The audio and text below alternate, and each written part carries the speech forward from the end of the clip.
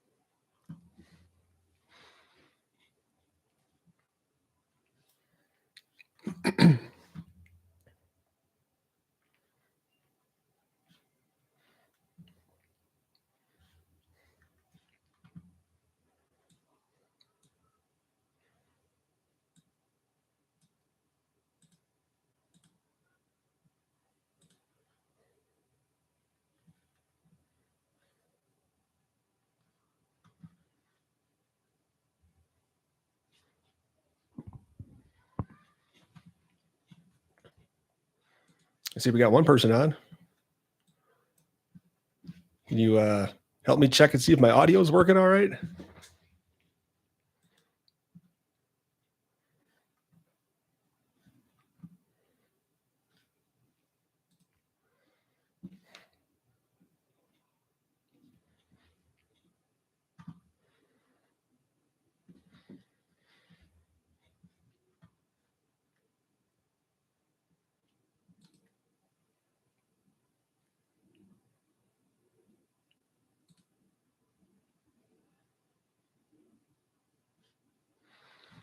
Thank you.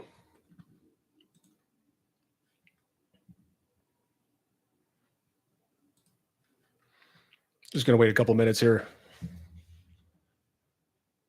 to get rolling.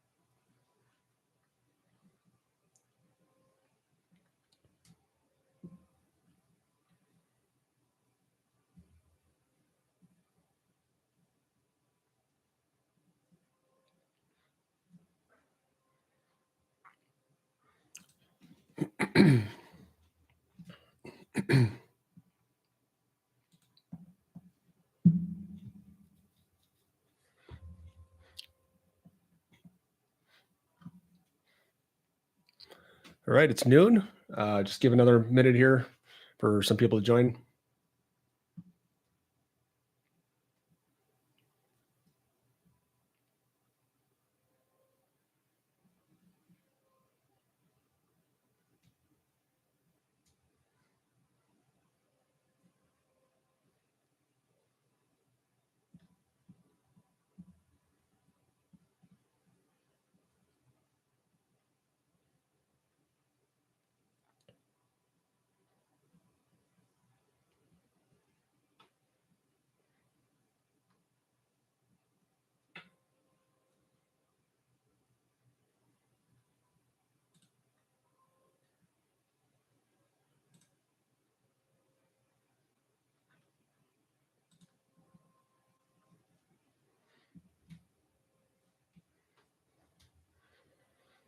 Just one person so far. Come on. Where are the other people? You feel free to comment and ask questions and such as I was going through some things.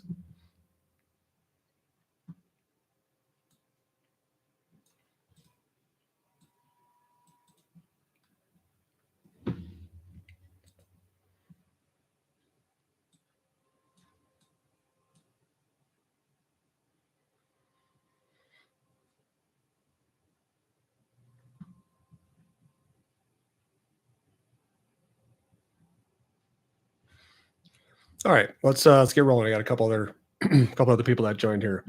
So first of all, welcome everybody. I appreciate you joining the live stream today. I'm gonna call it Friday Live with Gains. I feel like I've gotten a lot of good feedback on hosting these things on Fridays. At least like the last hour of the market. And considering how it's the triple witching day here for the markets, we might get some interesting volatility towards the end, or not. I've seen these things fizzle out when they've been hyped up a lot. But there's about $4.1 trillion worth of gamma rolling off the books today. So that can create some sort of volatility. So with that being said, I kind of want to take a look at what happened this week and just sort of reflect on what the charts look like and also what to expect here for next week. So I thought it would be easier to just kind of go through the indexes here, starting with the S&P, and then go through Nasdaq. I'll touch briefly on like the Dow and small caps, but then also want to try to tie in some analysis with rates and like the dollar. Also to maybe look at some semiconductors, Nvidia, and also just talk about some metals, kind of where that's at, like gold, and also with kind of where some commodities are at. And ideally, we'll feel free to ask questions, comment in the live chat, etc. All right. So let's talk about the S&P. So the big news today, or not today, this week really, is that the Fed definitely cut rates by 50 basis points. It's what the market expected. There was a lot of pressure. People say it's not politically motivated. I don't really know. I don't really care. I guess all that really impacted the markets is markets jumped about 2%, 3%. That's not a lot. Typically, when you see rate cuts like that, especially significant rate cuts instead of just 25 basis points, that's not necessarily bullish. And usually, when the Fed starts cutting rates, that's when you typically see that that markets or equities at least are on some shaky ground. So just looking at the charts here, looking at just the S&P in general here, I think what's playing out here, if we zoom out, let me do the 2 hour. So if we're looking at the 2 hour here, kind of what we're seeing is this stair step sort of motion here. And the stair step is typical of like an ending diagonal or expanding diagonal, megaphone pattern, whatever you want to call it. There's always a couple different scenarios and names and things, but what I'm looking for specifically is volume here. So we did see a lot of volume back in April, and this has been just a monster pattern, like a monster long-term ending diagonal. If we look at the daily level and zoom out, sorry, it's probably a little too much. You can see here how massive it actually is. We did have this big dip here back in from last July to October, and that was a decent correction, and it wasn't really bought up super fast. I mean, it was at the bottom, and then it's kind of felt like a wave 3 up into space here. When we just kept going higher and higher. At the time, everybody kind of thought it was like this would be the limit of this wave 5 on the smaller scale, and then indexes were going to turn lower, but that didn't happen. Of course, we kept climbing, but and sorry for jumping around a lot, but as you can see here, as it finally petered out here, this sort of wave 3 into 4 and then 5. The big question I had in my mind here was like, where does it stop? So I guess going back to the 2 hour chart, you can see that we've got some. Sorry, I keep jumping around here. I'm trying to scale it. Here, I'll add a laugh track here.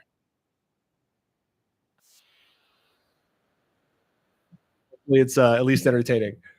All right. So at least, I mean, I'm laughing. I don't know. So it's kind of like talking to myself when I do these things, So anyways, feel free to participate in the comments, or if my jokes suck, just, please let me know so I can work on them. Anyways, so this ending diagonal here is, we're starting to see these counts. So we get, like usually 5 waves within. So 1, 2, 3, 4, and then ultimately the high of 5. Well, there's no guarantee that this is actually going to happen. At least from the chart pattern here, it looks like it's going to happen. And I guess what I would say is, like, from a charting perspective, there's something to be said about symmetry and longer term patterns. So we're looking at this megaphone pattern here. Typically, what you would see is this march up to space, really, like, about 6,000. That's I would say, like, there's a clear path for it, but I don't really know if it's going to be a straight line. I just think that it's going to be a little bit more of a I think that's going to be a little bit more of a slow slog. Again, looking at volume here, you can see that at the 2-hour level, there's a lot of knife catching going on with this. And then also, sorry, adjust my mic. Also, we see here when the Japanese carry trade fiasco happened here, there's just a ton of volume trying to catch the knife. If you also notice here that's where the JPM collar puts are for this quarter. So that, I think that generated a lot of money that needed to change hands just for hedging purposes with dealers. And I also think too that this spike up that we had that recovered almost everything right away was sort of like a dealer driven type of move, where you see a lot of the dealers always have to take the opposing position. So if everybody's buying puts, the dealers have to take calls, or they have to buy mini futures in order to hedge all that. So what that can do is that can create a V-shaped recovery if all of a sudden the selling dries up and the dealers need to essentially get that gamma off their books, or their all their futures contracts off those books.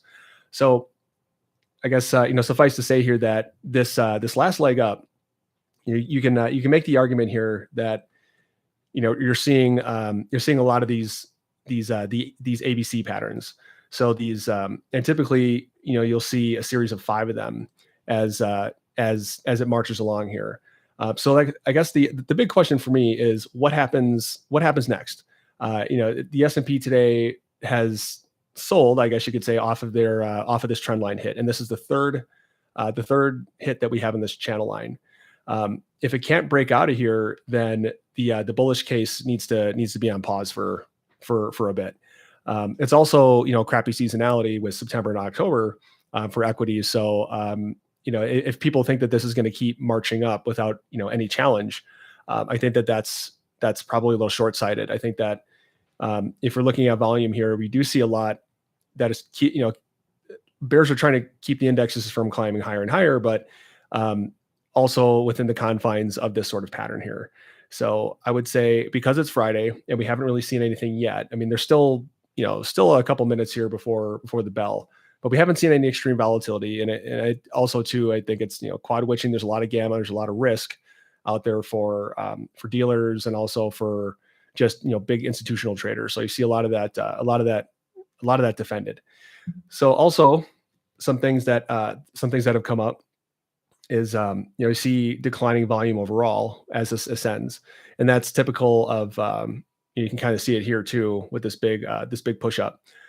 You can see that there's a divergence, and normally when there's a divergence, you get that roll off.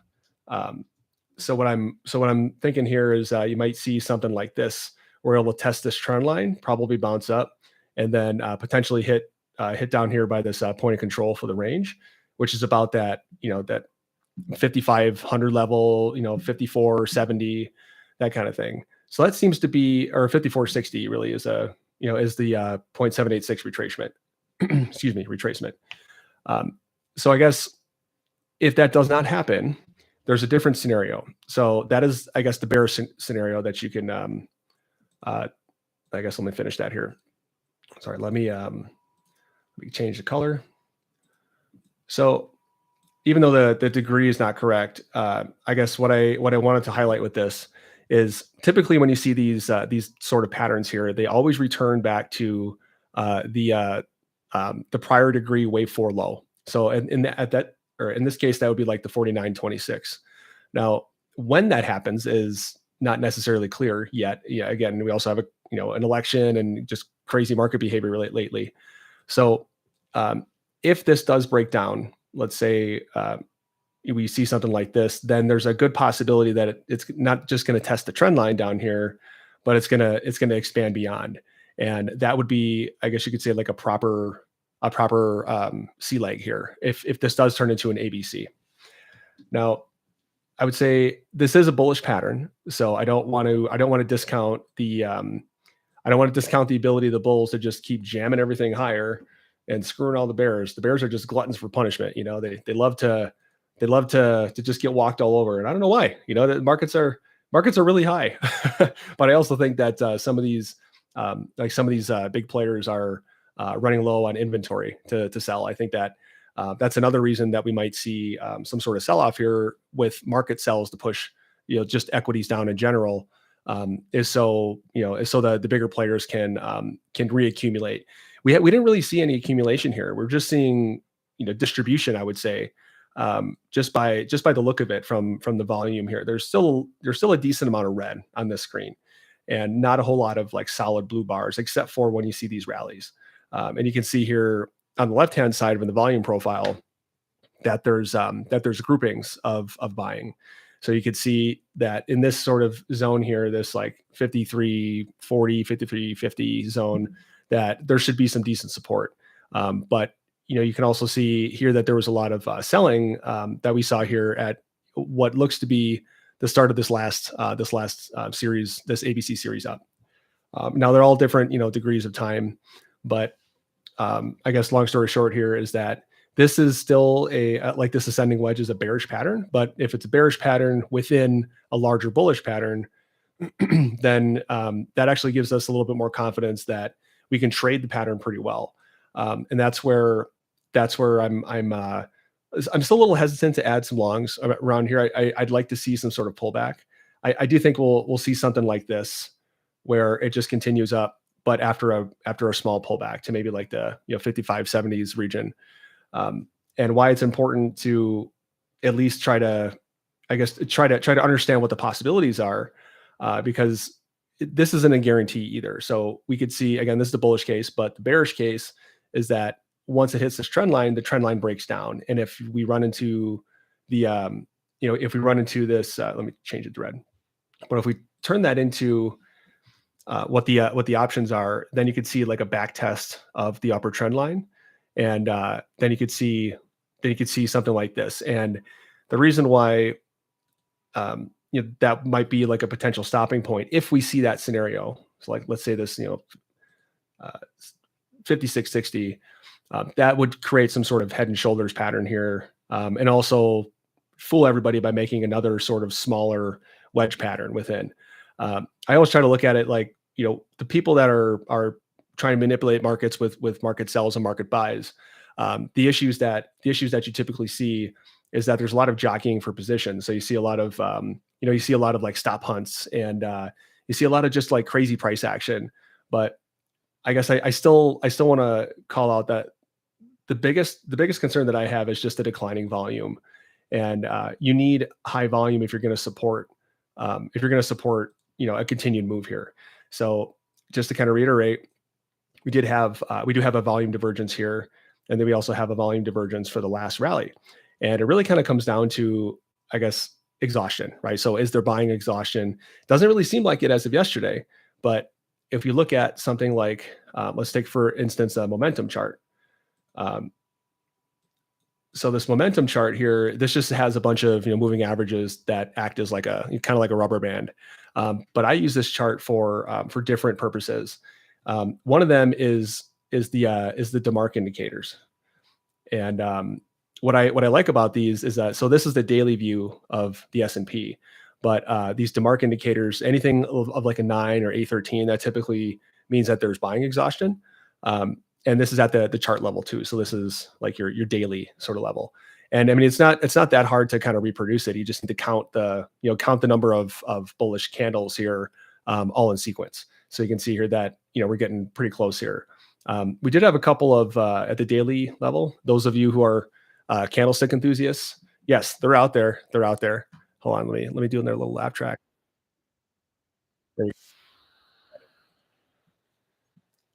I mean, I think the laugh track is funny. I think it's a good ad. You know. Anyways, so you can still see the same. Trend line here, and what gives me pause here is that these are bearish. These are bearish sort of signals. So this is like a hammer up here. Even though this is a bullish engulfing candle at the daily level, we still had it like the day after the Fed made their announcement. But the day before that was like a shooting star. So that's it's kind of like an inverted hammer. It's typically a reversal type of candle. But again, not a guarantee, but considering how today is Friday and today's the last day of the week, we might see a completely different program or algo sell program for next week. But there's really nothing to nothing to confirm that at this time. But typically how these things work, we go back to the smaller time frame here. Typically what you'll see here when we zoom in is like the beginning of the week, like if it's going to be a bullish week or not. We have had, I guess, 2 weeks of just bullish behavior here after this short little sell off here. But I guess, yeah, long story short, guys, I wanted to start off with the S&P because I think it's probably the easiest one to cover. It has all the hallmarks of like a bearish pattern within a bullish pattern. And if we did have another, let's say over time here, let's say this actually was the top for a while, it's still a 4% move down in order to test that line. And if you're in some sort of leveraged funds or options or whatever, that's still a very nice, healthy move that could be very profitable. If this ends up being an irregular B wave top, and we end up just seeing the rest of that C leg here, potentially you could even see a 14% drop. And I think that will scare a lot of people and get that, and we'd probably see some accelerated selling.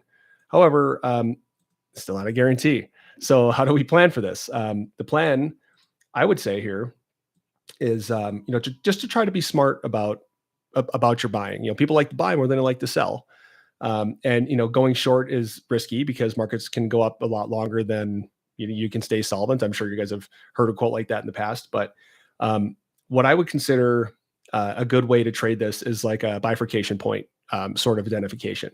So the last high that we had, we just talked through that this is the third connection point on this trend line up. The fact that it didn't breach the trend line last night with futures is a little telling. That kind of tells me that like the buy energy behind the scenes here, like I said before, the volume is declining, and we're seeing a divergence. So, and there's also some buying exhaustion. So I would consider that high here that we just put in the latest and greatest bifurcation point. And what I mean by that is most likely, because it did not make a new high, we're gonna hit this this back trend or this back trend line here, and then attempt to bust through, and that's at the 55.60 level. But also, if it does exceed that new high that we had, then highly likely it's going up like this, and that should be towards the end. And I think that there's a lot of people who have this last couple of months charted differently. I think this is, we've been in a bull market for a year and a half or a year and a little bit more than that. I guess, the issue with that is like, what comes up comes down eventually. And, if you're holding shorts, I would say just be patient. Even if the market shoots up here to about 6,000, like the PEs are so extended and all these companies are on shaky ground with recent earnings, and, they can't really, yes, there's a lot of revenue and things, but earnings per share is down. Customer subscriptions are down. If you think about certain companies, even though Nvidia has been crushing it with revenue, they still got beat up pretty bad with their last earnings report. So with that being said, there's a lot of companies out there that are they're still putting up the numbers, but not exactly the numbers that give us confidence for growth. And if they do push it up here to this like 6,000, I think that's probably, probably the point where we see a larger market reversal. or a pretty big dump here, just because of the longer term implications of this pattern. Now, I mean, I've been charting for probably about 17, 18 years now, and every time you see this sort of sustained bull run here, it always gets corrected, and everybody's always taken by surprise when the things are screaming, sell or get out, or try not to enter in with some heavy positions. I can't tell you what to do, but what I can do is I can at least offer some sort of suggestions here on what might be the next possible path. Now, I mean, everybody hates a bear market because it's impossible to, not impossible, but it's problematic when you want to try to figure out like where's the top. So like, do you sell the rip and buy the dip, or like how do you play it? That still remains to be seen. We don't know. We're not exactly in a bear market yet, right? We're still in the middle of this pattern here, and I guess one other thing for food for thought is that if we can see this pattern pretty clearly, others can see it pretty clearly, and that's typically when you see a change. So if this looks like a very obvious sort of, yep, it's absolutely going to 6,000, like, it's this ending diagonal, that kind of thing, you can drone on about it, but that essentially gives you that confirmation bias that is unconfirmed. So one of the things that I would say as a trader, or a market enthusiast per se, is you want to kind of get that, you want to like shake that out of your mind. You want to kind of trade with them, not trade against them or try to be contrarian, because the trend is always your friend, and being a contrarian is expensive. And if you don't have deep pockets to be a bear, and you don't have the patience to endure continued upside for months and months, you will run into the problem where you're gonna like psychologically get in front of yourself and try to time buys and sells, maybe if you lose some money, or revenge trade, that kind of thing. So I guess what I would say here is try to think about it like your setup here, your trade setup is going to be on the high side, with a reliable pattern here with a third trend line touch. That's probably a good sell. So if you have longs or whatever, you want to cash out in the green. Yesterday we cashed them out right up at about like 57.20, somewhere around there. Or no, sorry, a little bit lower than that. Like I'd say like 57.12 with our positions using SPXL and TQQQ for Nasdaq. So we're able to bank some nice profits here, but also now we're just kind of waiting to see what happens. And again, this kind of ties back to this whole bifurcation thing, where the real takeaway is that if we do make a new local high here, that sort of confirms that we'll be headed higher, and highly likely we'll see a couple more percent. But after that, I think that's where we take a real big dive off the cliff here, because this is a long-term bull cycle ending pattern. I guess if you have a difference of opinion, I'm happy to entertain it. Lobby me, try to convince me. I'm always all ears. This is not a definite thing, especially when we're just doing market forecasting. Everybody has a different opinion, and I encourage you guys to think for yourself and try to challenge what people present as like a slam dunk sort of case. I mean, I can't tell you how many times I've been in front of a computer thinking that, yep, totally slam dunk, like it's gonna go short, and then it just rips up to the moon, and there go all your puts. So anyways, long story short is the S&P here is getting close to this like ultimate sort of high, and I do think that there's room for a pullback. If it is kind of small like this, I think that's probably the easiest way to try to trade it, but I still wouldn't go long here right away. Like right at this juncture, I would kind of wait to see if it breaches the trend line. Highly likely it does, and then if you see the back test, and then it also fails on the back test, then you have confirmation to go short. And you only lose a couple points if you play it like that. So your entries, okay, so maybe like I'd say 2.5% maybe from here. But really, what you're trying to do is you're trying to reduce the probability of a crappy trade. So if it does sell down like this and comes back up to retest and then gets rejected down, right around here is where you want to go short, and you can set like a stop limit buy right here in order to add those shorts. So do like a GTC order or something for 90 days in case it takes a week or two and you don't feel like looking at it.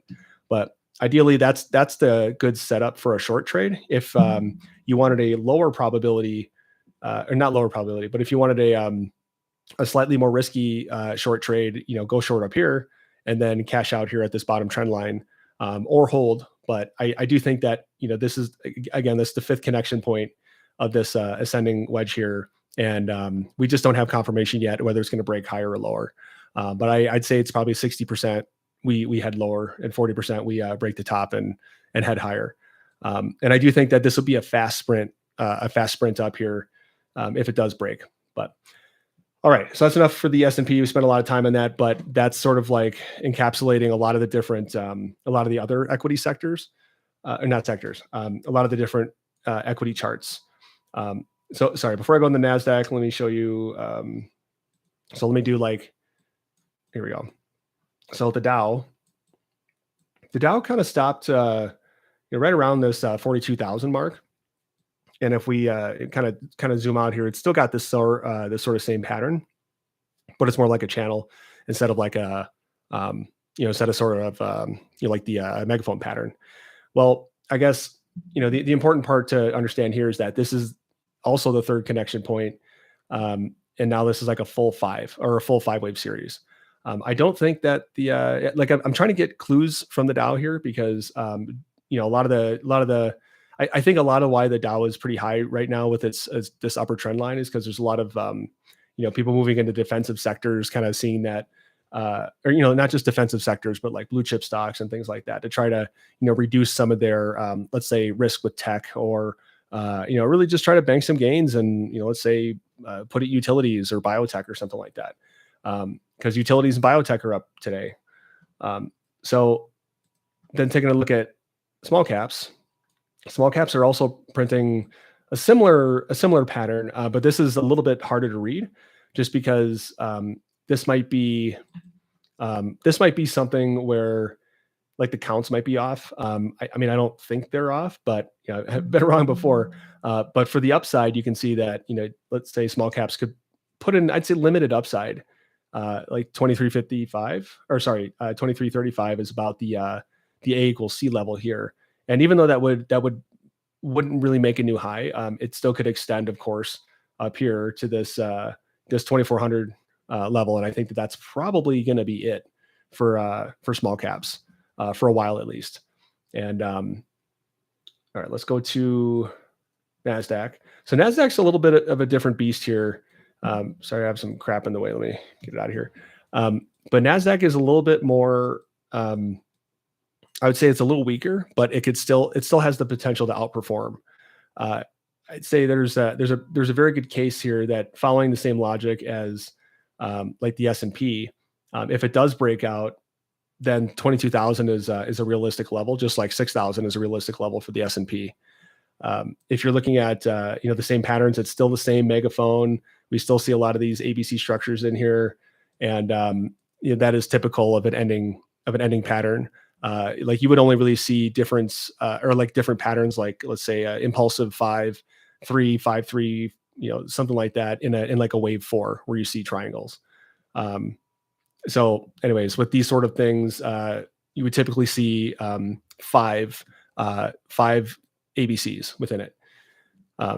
So this is still sort of speculative here, where this sort of move. Let me change the color here. I can't see that at all. Sorry. So it's still the same sort of pattern that it kind of bounces within here, where you see this, B to C and ultimately to C to D, but it still didn't really break above this 20,000, and it actually kind of stopped right here. And I do think that that's big resistance. So right at this level, that's kind of where we see a bunch of tops. So we see at least 3. Technically, that makes it a barrier triangle right now. So if I got rid of this upper trend line, you could see here, let's just do that. So you could see, I mean, this is a pretty clear barrier triangle, but in this case, barrier triangle really wouldn't be bullish. It would be bearish, just because it's, it's coming from high. At least this is a, typical bearish pattern here.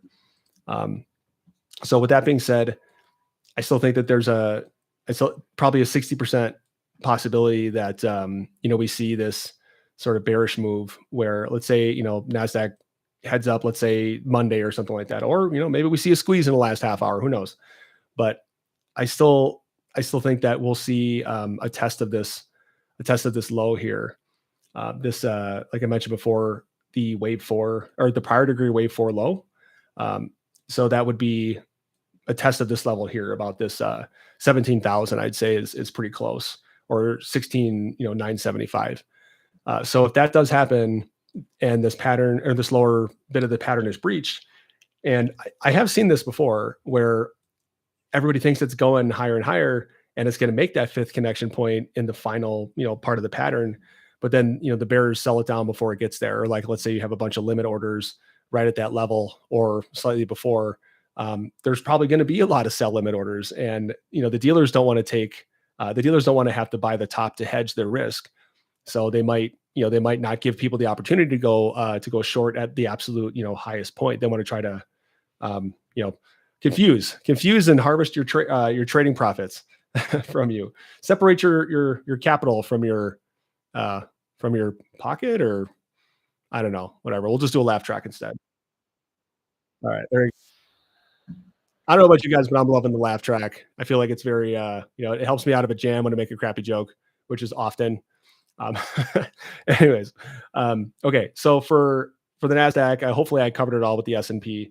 I want to leave some time for questions, but overall here, I think this 20,000 is a really big barrier, and if it's exceeded, then we could certainly make the case for 20,500. But I think it's just a little bit weaker than it probably should be. So I mean, everything in the market is speculation, I guess you could say, at this time. So it's looking at the volume, like there's been really high volume overall. There's been a lot of buying and selling. It's a little bit of a toss up, but there's still this like positive sell delta down here. And I think that, there might be some larger players that are kind of trapped right around here, thinking that we would have had a fifth leg down. I mean, I know I was fooled with that. Same thing with a couple other people that, that are traders with services and things like that. By the way, if you are enjoying today's program, I'm gonna add my link here, do some shameless promo. I'll put it in the chat. This is my service. If you're not part of it, take a look, ask some questions. I'm happy to entertain any questions here. I want to try to keep doing these. I'd say on Fridays if I can. Like I said, I've been getting some good feedback, and if it's helpful for you guys, then that's great. If you haven't, if you don't know who I am or what I'm about, take a look at the link. There's a 45-minute video there that kind of sets up the service, what it's about, what it does. And hopefully you get some value out of it. All right, so that's the shameless self plug. Now back to the regularly scheduled programming here. Okay, so we already talked about the indexes. I think that kind of covers most of that, and I think what we might see for next week. Now let's take a look at like semiconductors. So this is one that I've been chatting with some other well-versed people in trading. It does look like this head and shoulders pattern that's developing here, and also this looks like this symmetrical triangle, but it's also a bearish pattern because it's happening as like a B wave. So typically, when you see triangles like mid pattern like this, it's typically a B wave. If you see like a triangle pattern towards the end of the end of a 5-wave structure, that's usually the wave 4 into 5, and you might only see like a slight low for that. But also this can double as a like a pennant, right? So you could see if this does actually materialize, and they don't just try to drive it up like crazy. This is kind of where I'm getting my clues from here, because semiconductors were really hot, and now not so much. So I mean, you can just kind of see it where like, yeah, you're getting a little bit of buying here and a little bit of a little bit of participation from Nvidia now, if you look at that chart, but it's still somewhat similar, where you see this sort of triangle or corrective structure, which is usually just a continuation. There is a bullish case here for Nvidia, and if it does get up to this, like let's say 125 level, and you move back to stocks, then Now we might see, like a higher high. We might actually see like a, not higher high, sorry. We might see sort of like, sorry, one second.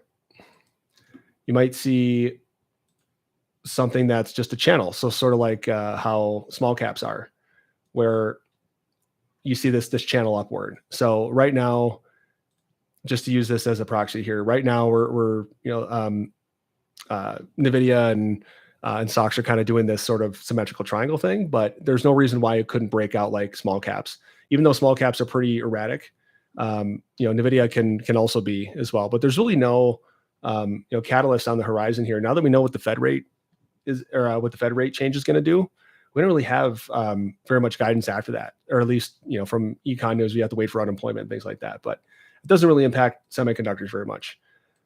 So I guess to summarize here, really what we're looking for is a bottom trend line break, because to me this head and shoulders pattern is it's very clear.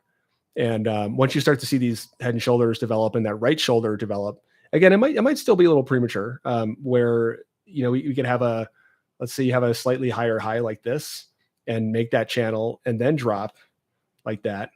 I mean, that's certainly possible. I think that if it's going to happen, it should happen sooner versus later, because technically the last 2 weeks of September are the worst for the entire year for seasonality for the market. So I don't really think seasonality has been playing out so much this year. Like that the whole sell in May, go away kind of thing. Like that didn't happen this year. It didn't really happen last year either. So like seasonality is important, but it doesn't mean everything, right? So it's just one thing to consider. Just like the triple, witching thing that we have today, just with a little bit of, volatility here. So that's kind of what semiconductors look like they're doing here. Is I would look for maybe like another test here. This purple line is the 50 exponential moving average, and the turquoise lines here are the 200. That's actually getting pretty dangerously close to the death cross.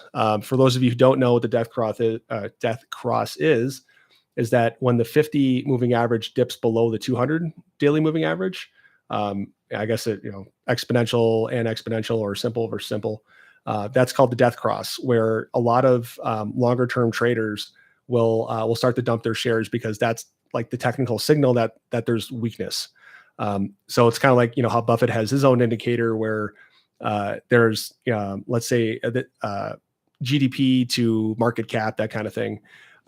It's sort of like that, only just another like bigger macro sort of thing, where some traders will buy when there's a bounce at the 200 daily moving average. Some will sell when it goes through, that kind of thing. But the inverse though is the golden cross. So when the 50 crosses across the 200s, then that typically means overall it's headed up bullish. But I would say in this case, now that it's been declining and kind of doing this like pincer move, I don't think that I think it's coming. I think it's coming soon. And it could be another signal for the overall market, because semiconductors were really driving a lot of these things, but now they're kind of petering out. And like you never really want to short the market leader, like the market cap leader.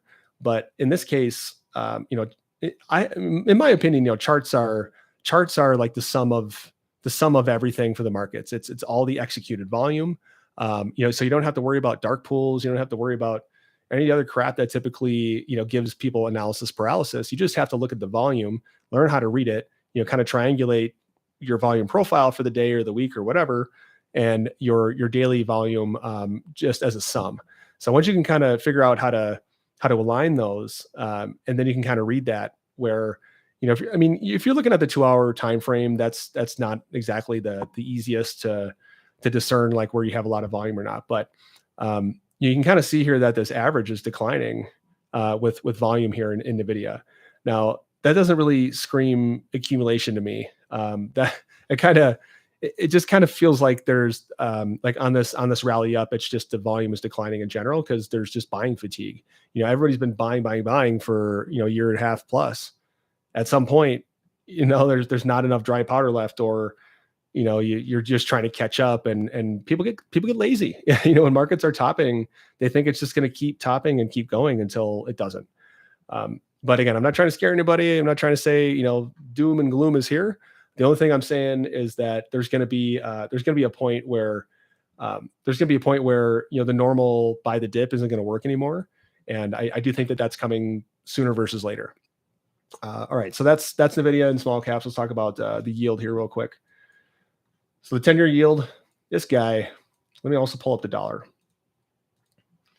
The yield in the dollar kind of seem like they're bottoming to me. Now that the market got what it wants, now I think that bonds can be traded successfully again. I mean, I don't know if that's the right way to put it, but I mean, if you look at these longer term sort of views here, the yield has had a pretty nice rip down from this 4.74 range, and if it goes from like peak to trough here, it does look like it's coming down to like the end of like a wave 3. And I might be wrong about that, but I'm still expecting some sort of bounce up higher to about maybe like 4%, and then possibly another test of the low. I think that there'll probably be another catalyst for rates increasing, maybe like a hot CPI or something, or unemployment that let's say unemployment comes in low, something like that. Something that's like generally good for the economy. So essentially, the Fed cuts rates because they're seeing weakness and things like that. But ultimately, I guess what we see, I guess, in aggregate is that equities would go down, bonds would go down as well, just because with the rate cuts, that signals just weakness in general. So even though markets are like rallying, there's also a sort of like a component of trying to fool people into buying the top sort of thing before it gets ripped down. And I think that like the rate cuts and things were all priced in here, especially if you're trading bonds and yields and things. But just what we were talking about a couple minutes ago, now we see that the death cross here for rates. I have seen it before where the 50 kind of does this thing where it swoops up one more time and then takes a digger. But that could be where you see like maybe like a higher wave 4 here.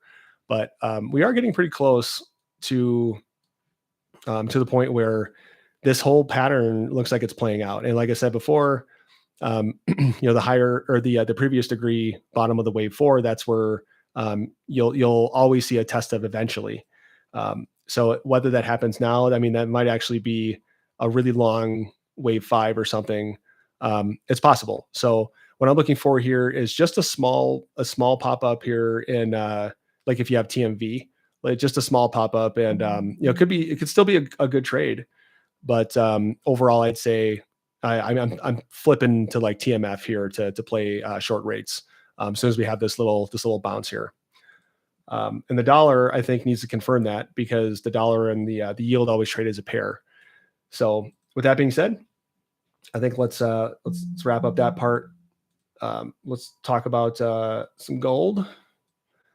So gold, in my opinion, I mean, look at where gold is at right now. We have, let's take a step back here and look.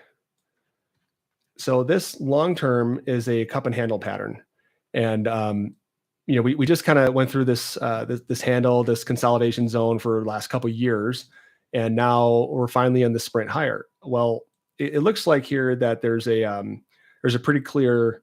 It kind of looks like this is the wave 3, and like it's not quite done yet. I'm kind of thinking here that this might be the top of like our wave 3 for gold. So this 2650. I mean, that's pretty high for gold without having any sort of what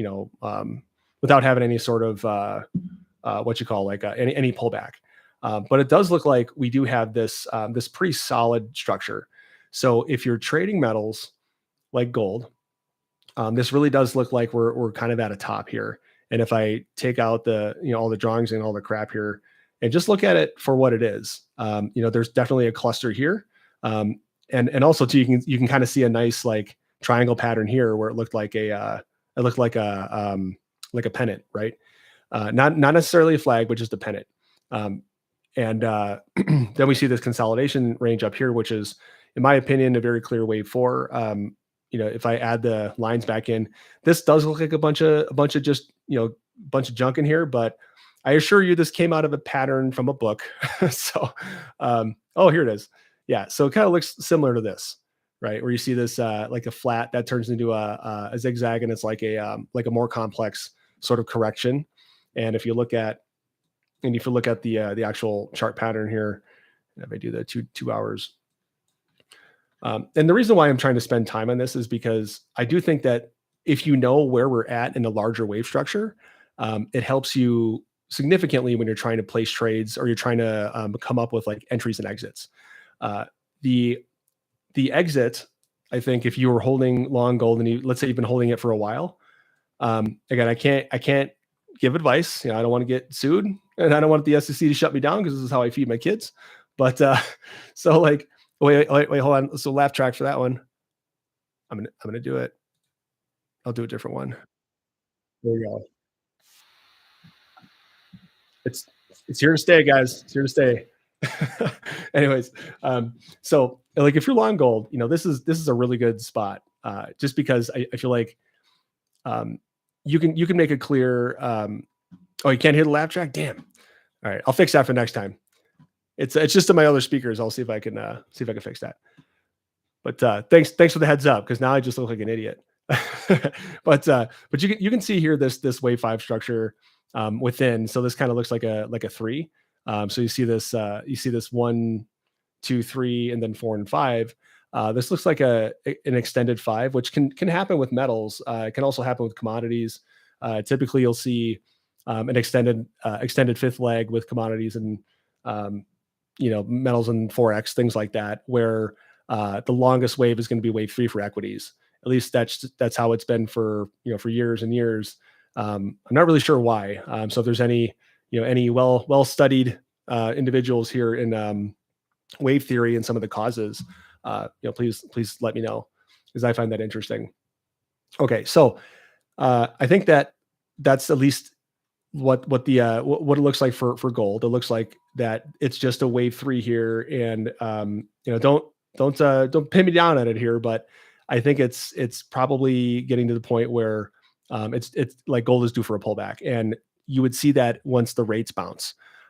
So if you have like a wave four, like I was mentioning before here with the yield, so if we do have this like wave four move here, I would definitely expect there to be a buyable dip for gold for sure. Now I don't really know if this is going to happen, like this long wave five down here. It kind of looks like it will from like a symmetry perspective, and like I mentioned when we first started, look for symmetry with these longer scale or longer time frame patterns, because the symmetry usually is what the like if you have to force a pattern to fit with wave theory, it's usually not the right. Usually, it's not the right pattern. Or like it's a little too soon for another wave, that kind of thing. Um, so let's just take a quick look here, like at silver. Just some more metal action. Not heavy metal, unfortunately. We could make heavy metal jokes. Okay, I'll work on that. That's my homework for next time. So just kind of taking a step back here with silver. This is a relatively new ticker, been looking at here, but kind of looks like a barrier triangle. Now I still think that, with like a wave four in, let's say the dollar retraces back up and the yields retrace back up, that's going to put some downward pressure on metals. So if we do see this, let's say this extension down here to like, let's say 25 for silver, yeah, I think that's certainly a viable sort of dip there. And if you're wrong, then you can just head short and wait out until you get a retrace or something like that. But that's still probably a couple weeks away if it actually does play out. So I'd like to see if that actually works out or not. The other one here to look at is, well, that's a mess. Hold on. Clearly, I was working on this one earlier today. So this is also a very similar sort of view here, but silver was higher, of course, and now it's going to try to, or at least I think it's going to reverse here. But I think that copper has a lot more upside potential, at least for now. I think at the smaller scale here, what you're seeing is like an A equals C sort of channel that's developing. So right now we've got this test here of this 4.37 area, and we could migrate a little higher to like a 4.45 or even maybe slightly higher than that. But I do expect it to come back down here and make this sort of like a longer term ABC and kind of complete this C leg, and also bump into this bottom channel. So it might do something, let's say like this, where you don't get the clear, or where you don't get the final sort of move down. You could also make the argument that this is a 5-wave structure, but for right now, I just had it labeled as ABC. Long story short is, once we do hit this point of control down here, I think that there's enough buy delta to really support a strong upward move. So that's that. So the last two here I'll touch on is oil. Oil has been a bit of a mystery, but if you look at the longer term views, not really. This is still a continuation pattern where you see a lot of and sorry, there must have been a contract change. My lines are slightly off, so please give me a pass on that one today. So there's a lot of junk on this chart, but the main thing I wanted to show as I zoom out here is just that there is this could be considered like a B wave corrective pattern. And the reason why I think that you might see this is because now what we're seeing, if we zoom in, and I want to do the 2-hour. If we zoom in, we're seeing a multi-day back test of this lower trend line, and this trend line's been in place for years. We're talking years now. so like just looking at that, and even ignoring the negative oil value that we had. Let's say, back with COVID, I don't know if you guys remember that, where it went, oil went negative from some, derivatives hedging and stuff like that. So I still don't know what actually happened with that. Did they have to pay people to get the oil? I don't know. But anyways, what I think is going to, happen here is that I don't really know if oil is going to survive this back test. I feel like, you see a lot of this, downward pressure here on, not downward pressure. I mean, divergence in volume, and also with a price incline. So if you kind of stick to the rules here from a charting perspective, this to me is a good indicator that, kind of like equities, we're going to see some sort of reversal soon. Right now, my fund here is short, or like 2 to 3 short versus long. So we still have a net long bias. I'm trying to see if we can get to the 72.40 level before I add another short hedge to make it 1-to-1. And we might actually be able to get out of the oil longs at a profit, but it's just not quite there yet. But I guess to suffice to say that this is a key area for a retest here for oil. And if it can't deliver and we can't get above it and stay above it, then I think this turkey's cooked for a while. And some more like macro econ layers on top that I guess we can, we add on. People would always ask, but why? Why is it falling, or why is it rising? Well, I think about it, like if we are headed into a recession, the Fed just cut rates, which is acknowledging that, spending is like the volume of spending is down, supply chain isn't as much a concern anymore.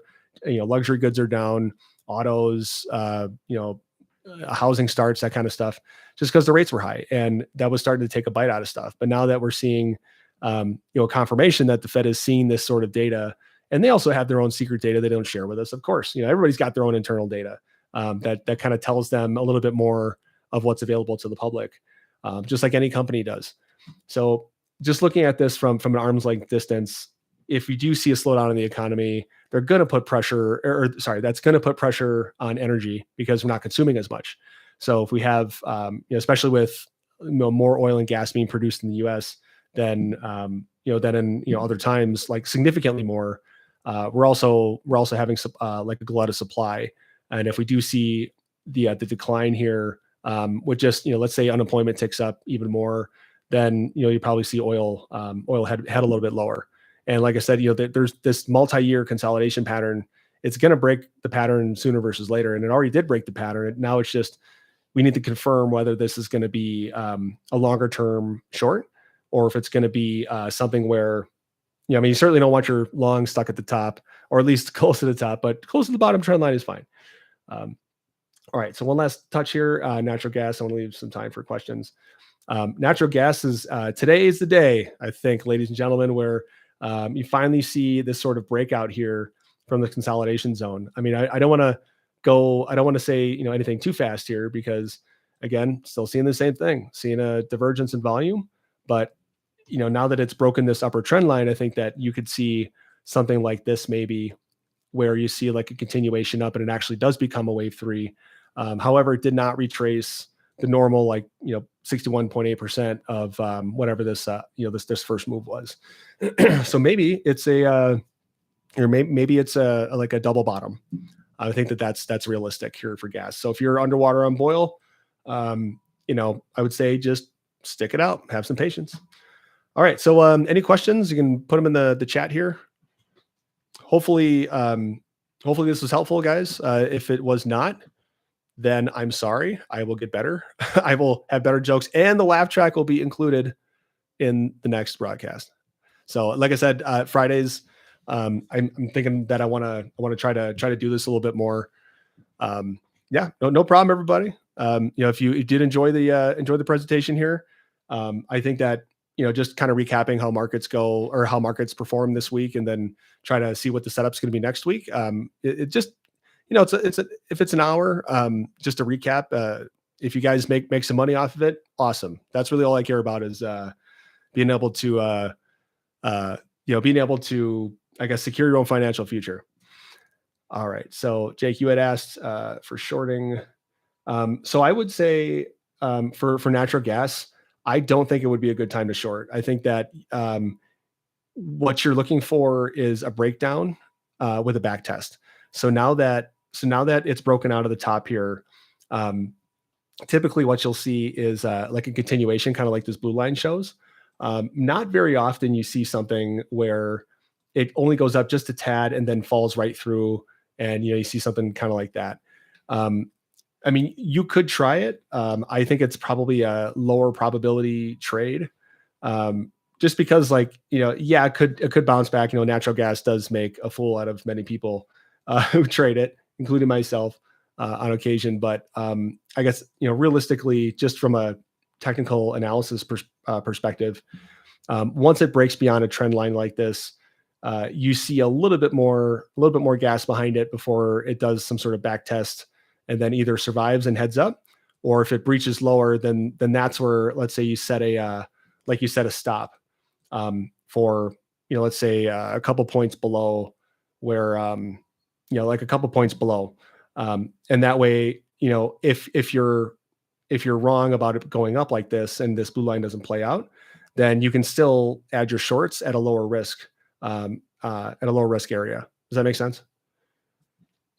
So it's almost like you're trying to time or you're trying to like move up your stop to go short, but you still want to have this barrier in mind. Any other questions? Let's see how markets fared today.